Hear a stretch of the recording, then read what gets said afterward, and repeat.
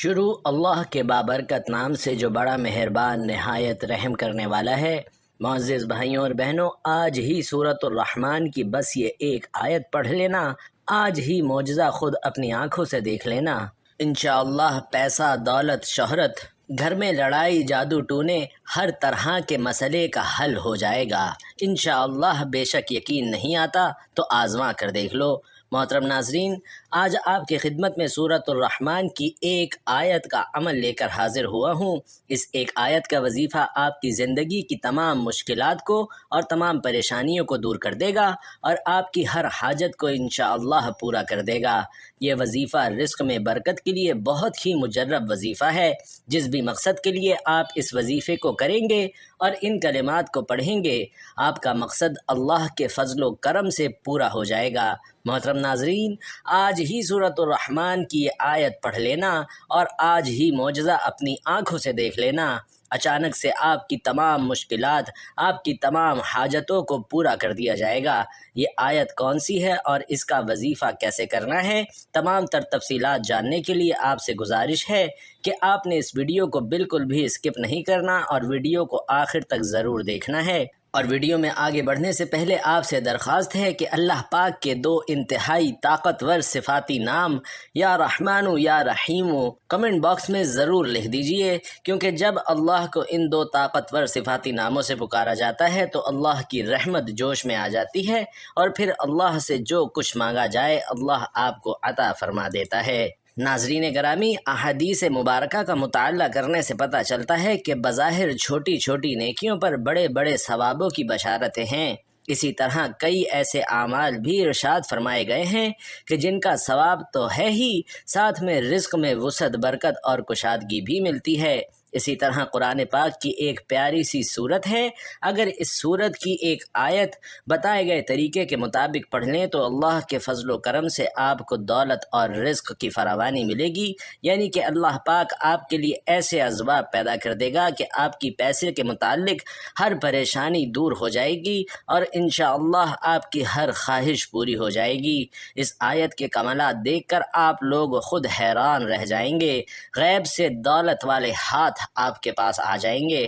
محترم ناظرین، آج سب کام چھوڑ کر بس یہ ایک آیت پڑھ لینا۔ جس ترتیب سے یہ عمل بتاؤں گا آپ نے بالکل اسی طریقے سے یہ وظیفہ پڑھنا ہے۔ یہ انتہائی مجرب اور طاقتور وظیفہ ہے۔ نسلوں کو اگر بٹھا کر کھلانا چاہتے ہو، اگر چاہتے ہو کہ کروڑوں روپے کی برسات ہو جائے، پیسہ ہی پیسہ آ جائے، آپ گنتے گنتے تھک جاؤ لیکن پیسہ ختم نہ ہو۔ پیسہ انسان کی ضرورت ہے، پیسہ نہ ہو تو زندگی میں سکون نہیں ہوتا اور بندہ ہر وقت پریشانیوں میں گھرا رہتا ہے کہ اخراجات کیسے اور کہاں سے پورے کرے۔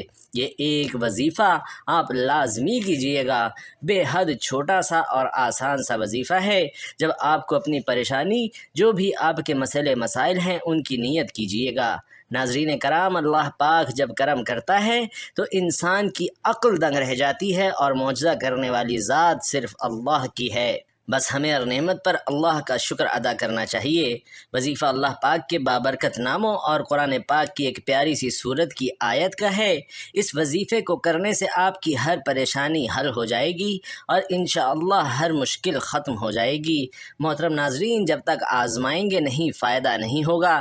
میری باتوں کا کوئی یقین نہیں کرے گا اور بندہ ہی فائدے میں رہے گا جو ویڈیو دیکھ کر یہ وظیفہ پڑھنا شروع کر دے گا اور اللہ پاک کی ذات پر یقین رکھتے ہوئے یہ وظیفہ پڑھے گا، اسے مایوسی نہیں ہوگی، اس کی جیب خالی نہیں رہے گی، اس کے کاروبار میں برکتیں ختم نہیں ہوں گی۔ میرے بھائیوں، میری بہنوں، اس وظیفے کو کسی بھی دن، کسی بھی وقت پڑھ سکتے ہیں۔ اب آپ لوگ پوچھیں گے کہ اس وظیفے کو کتنے دن پڑھنا ہے، تو محترم ناظرین، یہ وظیفہ صرف اور صرف ایک دن کا ہے۔ ایک دن آپ اس وظیفے کو کیجئے، اگر آپ چاہیں تو 2-3 دن بھی یہ عمل کر سکتے ہیں، لیکن ایک دن کے عمل سے ہی آپ کو انشاءاللہ فائدہ ہو جائے گا۔ ایک دن کا وظیفہ پڑھنے سے ہی آپ کے مسائل حل ہونا شروع ہو جائیں گے۔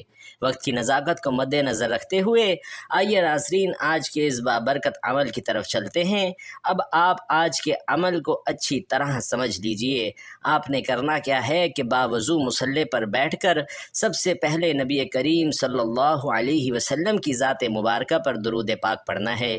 درود پاک آپ کوئی سا بھی پڑھ سکتے ہیں، آپ چاہیں تو آسان اور مختصر سا درود صلی اللہ علیہ وسلم پڑھ لیں یا صلی اللہ علی محمد پڑھ لیں، لیکن یاد رکھیے کہ اگر آپ نماز والا درود یعنی درود ابراہیمی پڑھتے ہیں تو یہ سب سے زیادہ فضیلت والا ہے، سب سے زیادہ اہمیت والا ہے۔ میرے پیارے آقا صلی اللہ علیہ وسلم بھی تمام درودوں میں درود ابراہیمی کو ہی سب سے زیادہ محبوب رکھتے تھے۔ درود ابراہیمی ایک مرتبہ ثواب کی نیت سے میرے ساتھ بھی پڑھ لیں۔ اللہم صلی علی محمد وعلی آل محمد کما صلیت علی ابراہیم وعلی آل ابراہیم انک حمید مجید۔ اللہم بارک علی محمد وعلی آل محمد کما بارکت علی ابراہیم وعلی آل ابراہیم انک حمید مجید۔ ناظرین گرامی، درود پاک پڑھنے کے بعد آپ نے سب سے پہلے اپنے مقصد کی نیت کرنی ہے۔ آپ نیا گھر چاہتے ہیں، گھر مانگ لیجئے، گاڑی چاہتے ہیں، گاڑی مانگ لیجئے، بینک میں آپ کو کوئی بڑی رقم درکار ہے وہ مانگ لیں، اپنی بیٹی یا بیٹے کا کہیں اچھی جگہ رشتہ کرنا چاہتے ہیں اس چیز کی نیت کر لیں۔ آپ کی اولاد نافرمان ہے اور آپ اپنی اولاد کو تابع کرنا چاہتے ہیں، شوہر نافرمان ہے، آپ کی بات نہیں مانتا، اس مقصد کے لیے پڑھ لیں۔ یا آپ اس طرح کریں کہ ساری اکٹھی حاجات کی نیت کر لیں۔ الغرض آپ کا جو بھی مقصد ہے، جو بھی آپ کی حاجت ہے اس کی نیت کیجئے، اور اس کے بعد آپ نے ایک بار تعوذ اور ایک بار تسمیہ پڑھنا ہے، یعنی ایک بار اعوذ باللہ من الشیطان الرجیم بسم اللہ الرحمن الرحیم پڑھ کر وظیفے کا آغاز کرنا ہے۔ اور سب سے پہلے نمبر پر آپ نے جو وظیفہ پڑھنا ہے ناظرین گرامی، وہ وظیفہ حسبنا اللہ و نعم الوکیل کا پڑھنا ہے۔ یہ وظیفہ آپ نے کیسے اور کتنی تعداد میں پڑھنا ہے توجہ کیجئے گا۔ آپ حسبنا اللہ و نعم الوکیل پڑھیں گے تو یہ ایک بار شمار ہوگا۔ اسی طرح سے حسبنا اللہ و نعم الوکیل آپ دائیں ہاتھ کی انگلیوں پر یا تسبیح کے دانوں پر صرف 3 بار پڑھیں گے۔ جب 3 بار آپ حسبنا اللہ و نعم الوکیل پڑھ لیں تو اس کے بعد آپ نے دوسرے نمبر پر جو وظیفہ پڑھنا ہے ناظرین گرامی، وہ وظیفہ ہے یا رزاقو۔ یہ وظیفہ بھی آپ نے دائیں ہاتھ کی انگلیوں پر یا تسبیح کے دانوں پر صرف 3 بار پڑھنا ہے۔ جب 3 بار آپ یا رزاقو کا وظیفہ پڑھ لیں تو اب آپ نے تیسرے نمبر پر کون سا وظیفہ پڑھنا ہے، یہ سب سے خاص بات بتانے لگا ہوں، اسے دھیان سے سمجھ لیجئے گا۔ ناظرین اب آپ نے تیسرے نمبر پر سورۃ الکوثر پڑھنی ہے۔ بسم اللہ الرحمن الرحیم انا اعطیناک الکوثر فصل لربک وانحر ان شانئک هو الابتر۔ سورۃ الکوثر قرآن پاک کی سب سے چھوٹی سورت ہے اور اس سورت کو دولت والی سورت بھی کہا جاتا ہے۔ ناظرین گرامی، اس کے بہت زیادہ فوائد ہیں۔ سورۃ الکوثر کو آپ نے تیسرے نمبر پر صرف 3 بار پڑھنا ہے، اور اس کے بعد جو سب سے خاص وظیفہ ہے وہ آپ نے پڑھنا ہے، اور وہ وظیفہ سورۃ الرحمن کی آیت فَبِأَيِّ آلَاءِ رَبِّكُمَا تُكَذِّبَانِ کا ہے۔ اس آیت میں اللہ تعالیٰ ارشاد فرما رہے ہیں کہ تم اپنے پروردگار کی کون کون سی نعمتوں کو جھٹلاؤ گے۔ ناظرین چوتھے نمبر پر آپ نے اس آیت مبارکہ کو کتنی بار پڑھنا ہے یہ سمجھ لیجئے گا۔ فَبِأَيِّ آلَاءِ رَبِّكُمَا تُكَذِّبَانِ آپ یوں پڑھیں گے تو یہ ایک بار شمار ہوگا۔ اسی طرح سے آپ اس آیت مبارکہ کو اپنے دائیں ہاتھ کی انگلیوں پر یا تسبیح کے دانوں پر 100 مرتبہ پڑھیں گے، یعنی ایک مکمل تسبیح 100 دانوں کی آپ نے فَبِأَيِّ آلَاءِ رَبِّكُمَا تُكَذِّبَانِ کی پڑھنی ہے۔ جب آپ یہ سارے اعمال بتائے گئے طریقے کے مطابق پڑھ لیں تو اس کے بعد آپ نے وہی درود پاک ایک بار پڑھنا ہے جو عمل کے شروع میں پڑھا تھا۔ اب آپ کا عمل مکمل ہو گیا۔ عمل کی مکمل ترتیب سمجھ لیجئے کہ سب سے پہلے باوضو مصلی پر بیٹھ کر آپ نے ایک بار نبی کریم صلی اللہ علیہ وسلم کی ذات مبارکہ پر درود پاک پڑھنا ہے۔ درود پاک پڑھنے کے بعد آپ نے اعوذ باللہ من الشیطان الرجیم بسم اللہ الرحمن الرحیم پڑھ کر سب سے پہلے نمبر پر حسبنا اللہ و نعم الوکیل 3 بار پڑھنا ہے، پھر دوسرے نمبر پر یا رزاقو 3 بار پڑھنا ہے، پھر تیسرے نمبر پر سورۃ الکوثر 3 بار پڑھنی ہے، اور پھر آخری اور چوتھے نمبر پر قرآن پاک کی آیت مبارکہ فَبِأَيِّ آلَاءِ رَبِّكُمَا تُكَذِّبَانِ 100 بار پڑھنی ہے، اور پھر آخر میں وہی درود پاک پڑھ لیں جو آپ نے عمل کے شروع میں پڑھا تھا۔ یہ عمل کرنے کے بعد ناظرین کرام آپ نے رو رو کر گڑ گڑا کر دعا مانگنی ہے اور اپنی ساری مشکلات ساری حاجات اللہ کو بتانی ہیں، اور ان تمام حاجات کو آپ نے اللہ سے پورا کروانا ہے اور ساری امت مسلمہ کے لیے آپ نے دعا کرنی ہے۔ ناظرین، اس عمل کی برکت سے انشاءاللہ آپ کی تمام پریشانیاں دور ہو جائیں گی اور تمام حاجات پوری ہو جائیں گی۔ یہ وظیفہ آپ کو باوضو حالت میں کرنا ہے۔ انشاءاللہ العزیز یہ وظیفہ آپ کی مشکلات کو جڑ سے ختم کر دے گا اور آپ کے رزق میں بے پناہ اضافہ کر دے گا۔ حضرت جابر رضی اللہ تعالی عنہ بیان کرتے ہیں کہ رسول علیہ الصلاۃ والسلام اپنے اصحاب کے پاس گئے اور ان کے سامنے شروع سے لے کر آخر تک سورۃ الرحمن پڑھی۔ صحابہ کرام خاموش رہے۔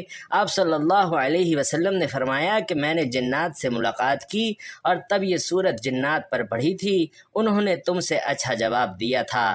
جب بھی میں پڑھتا فَبِأَيِّ آلَاءِ رَبِّكُمَا تُكَذِّبَانِ تو وہ کہتے کہ اے ہمارے رب، ہم تیری نعمتوں میں سے کسی چیز کو نہیں جھٹلائیں گے اور بس تیرے لیے حمد کریں گے۔ حضرت ابن عباس رضی اللہ تعالی عنہ نے نبی کریم صلی اللہ علیہ وسلم سے ظاہری اور باطنی نعمتوں کے متعلق سوال کیا تو آپ صلی اللہ علیہ وسلم نے فرمایا کہ ظاہری نعمت اسلام ہے اور باطنی نعمت یہ ہے کہ اللہ سبحانہ و تعالی نے تمہارے بد اعمالوں پر پردہ رکھا ہوا ہے۔ ظاہری نعمت صحت تندرستی اور انسان کے محاسن اخلاق ہیں، اور باطنی نعمت معرفت اور عقل ہے۔ ظاہری نعمت وہ ہے جو آنکھوں سے نظر آتی ہے، مثلا انسان کا مال، منصب، مرتبہ، اس کا حسن و جمال اور عبادت اور اطاعت کی توفیق، اور باطنی نعمت انسان کے دل و دماغ میں اللہ تعالیٰ کا علم، اس پر حسن یقین اور اللہ تعالیٰ کے بندوں سے مصائب اور آفات کو دور کرنا ہے۔ ناظرین گرامی، اس صورت میں فَبِأَيِّ آلَاءِ رَبِّكُمَا تُكَذِّبَانِ 31 بار ذکر فرمایا ہے، اور بار بار اس آیت کو ذکر کرنے کا فائدہ اس آیت کے معنی کو ذہنوں میں راسخ کرنا ہے اور اس کی اہمیت کو اجاگر کرنا ہے، کیونکہ جو چیز اہم ہوتی ہے اس کا ذکر بار بار کر کے اس کی تاکید کی جاتی ہے، اور جس چیز کے ذکر میں لذت ہو اس کا ذکر بھی بار بار کیا جاتا ہے، اور رب کی نعمتوں کے ذکر سے مسلمانوں کو لذت حاصل ہوتی ہے، اس لیے اس کا بار بار ذکر فرمایا۔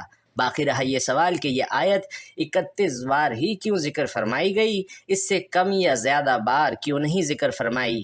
تو ناظرین، یہ تعداد تو ایسی ہی ہے، اس لیے اس خاص تعداد کی حکمت اور اس کے فائدے کو جاننے کے لیے زیادہ سر کھپانے کی ضرورت نہیں۔ جیسے قرآن مجید کی 114 صورتیں ہیں، اس سے کم یا زیادہ کیوں نہیں ہیں، اس کی توجیہ میں دماغ لڑانے اور دور دراز کی مناسبتوں اور توجیہات کو تلاش کرنے کی ضرورت نہیں ہے۔ مسلمان گھرانے میں بحیثیت مسلمان پیدا ہونا اور مسلمان کی حیثیت سے اس دنیا سے رخصت ہونا، یہ بھی اللہ سبحانہ و تعالی کی بہت سی نعمتوں میں سے ایک بہت عظیم نعمت ہے۔ ہم انسان اللہ کی نعمتوں کو کبھی شمار کرتے ہیں اور نہ کبھی ان کا شکر ادا کرتے ہیں۔ ہماری زندگی کا سفر آذان کی آواز سے ایک مسلم گھرانے میں شروع ہوا اور نماز جنازہ پر ختم ہوتا ہے۔ ناظرین گرامی، یہ بھی تو ممکن تھا کہ ہم کسی ہندو یا کسی اور مذہب سے تعلق رکھنے والے گھرانے میں پیدا کر دیے جاتے اور پھر اسلام کی تلاش کر کے اس میں داخل ہوتے، مگر میرے رب نے ہمیں یہ اضافی نعمت دی ہے۔ اگر ہم اللہ کی اس نعمت کے شکر میں مصروف ہو جائیں کہ اس نے ہمیں بحیثیت مسلمان پیدا کیا اور بحیثیت مسلمان ہی ہماری موت متوقع ہے، تو شاید عمر بیت جائے مگر شکر کا حق ادا نہ ہو پائے۔ زندگی کو اگر دیر فریب اور آسان بنانا چاہتے ہیں تو لوگوں میں نقص نکالنے کے بجائے اپنے رب کی نعمتوں کو گننا اور ان کا شکر ادا کرنے کی عادت بنا لیجئے۔ یقین کیجئے کہ زندگی خوبصورت اور بابرکت ہو جائے گی۔ اللہ تعالی ہم سب کے تمام دکھ تکالیف کو اپنے فضل و کرم سے دور فرمائے، ہم سب کو 5 وقت کی نماز باجماعت ادا کرنے کی توفیق عطا فرمائے، اور آخرت میں اور دنیا میں ہمیں کامیابی اور کامرانی نصیب فرمائے۔ دعا ہے کہ رب کریم میرا سنانا اور آپ کا سننا اپنی بارگاہ میں قبول و منظور فرمائے، آمین یا رب العالمین۔ محترم ناظرین، اپنے رزق میں برکت اور وسعت کے لیے اللہ تعالیٰ کے 99 ناموں میں سے کوئی ایک نام کمنٹ باکس میں ضرور لکھ دیجئے گا۔ اللہ تعالیٰ ہم سب کا حامی و ناصر ہو، آمین۔ السلام علیکم ورحمۃ اللہ۔